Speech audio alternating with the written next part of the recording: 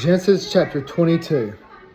Now it came about after these things that God tested Abraham and said to him, Abraham, and he said, Here I am. He said, Take now your son, your only son whom you love, Isaac, and go to the land of Moriah, and offer him there as a burnt offering on one of the mountains, of which I will tell you. So Abraham rose early in the morning and saddled his donkey, and took 2 of his young men with him, and Isaac his son. And he split wood for the burnt offering, and arose and went to the place which God had told him. On the 3rd day Abraham raised his eyes and saw the place from a distance. Abraham said to his young men, Stay here with the donkey, and I and the lad will go over there, and we will worship and return to you. Abraham took the wood of the burnt offering and laid it on Isaac his son, and he took in his hand the fire and the knife. So the 2 of them walked on together. Isaac spoke to Abraham his father and said, My father. And he said, Here I am, my son. And he said, Behold, the fire and the wood, but where is the lamb for the burnt offering? Abraham said, God will provide for himself the lamb for the burnt offering, my son. So the 2 of them walked on together. Then they came to the place of which God had told him. And Abraham built the altar there and arranged the wood, and bound his son Isaac and laid him on the altar, on top of the wood.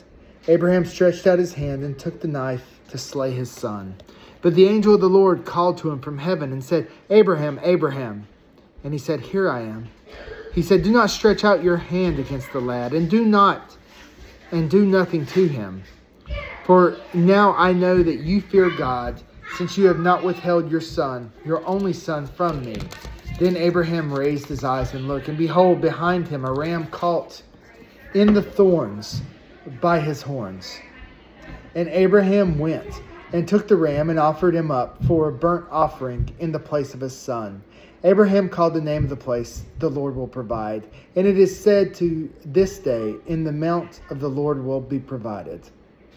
The angel of the Lord called to Abraham a second time from heaven and said, By myself I have sworn, declares the Lord, because you have done this thing and have not withheld your son, your only son.